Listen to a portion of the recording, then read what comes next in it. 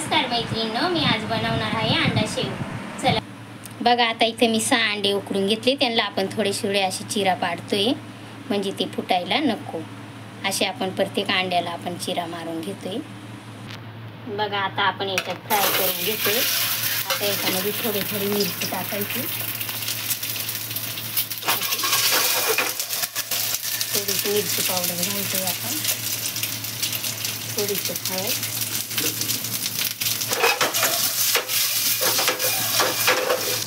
थोडंसं मीठ टाकतोय आपण त्याच्यावरती। आणि आता पूर्ण हे असे करून घ्यायचे, फ्राय करून 2-3 मिनिटं होईपर्यंत असे ठेवूया आपण, फ्राय होईपर्यंत।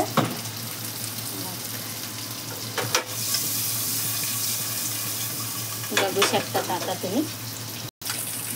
बघा, आता आपले अंडे फ्राय झाले। आता आपण गॅस बंद करू। आता इकडं मसाला करायला घेऊया। बघा, इथे मी जाडसर कुटून लसूण घेतलाय, कांद्याची पेस्ट घेतली, कांदा लसूण मसाला आहे, चिकन मसाला, थोडीशी हळद आणि घरचं लाल तिखट आहे, धना पावडर आणि चवीपुरतं मीठ आणि कोथिंबीर, कढीपत्ता। बघा, आता इथे मी 3 पळ्या तेल टाकले। आता तेल तापले।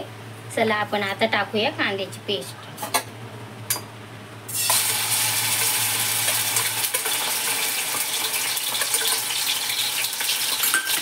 हलवून पूर्ण घ्यायची।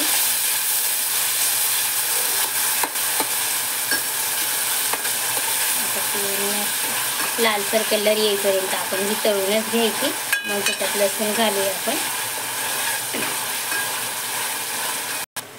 बघा, आता 2-3 मिनिटं झाली। आपला कांदा लाल कलर आलाय। आता आपण थोडासा लसूण टाकतोय त्याच्यात, जाडसर कुटलेला आहे लसूण। आता लसूण घालतोय आणि पूर्ण असं हलवून घ्यायचं, लाल कलर येईपर्यंत।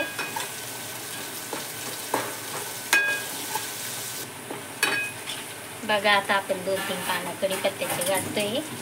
आता हे पूर्ण हलवून घ्यायचं। आता आपण याच्यामध्ये मसाले घालूया। चला, आता 1-1.5 चमचा लाल तिखट आहे आणि अर्धा चमचा हळद आणि थोडासा चिकन मसाला आहे, कांदा लसूण मसाला आणि थोडी धना पावडर आणि चवीपुरतं मीठ घालतोय आपण थोडंसं। हे पूर्ण हलवून घ्यायचं।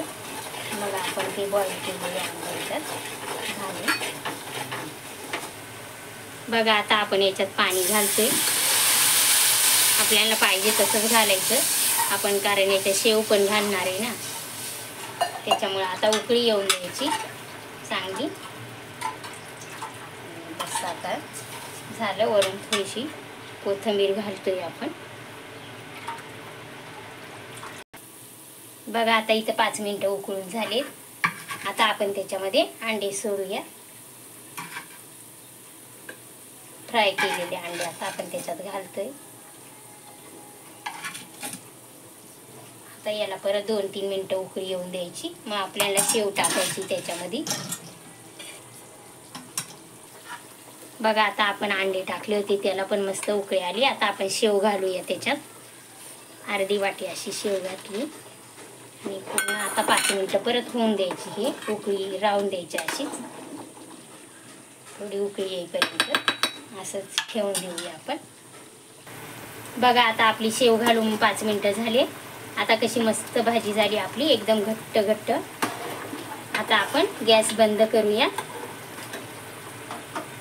झाली आपली भाजी तयार। बघा, आता आपली अंडा शेव तयार झाली। आता आपण वरून थोडीशी कोथिंबीर घालतोय। झाली आपली भाजी तयार।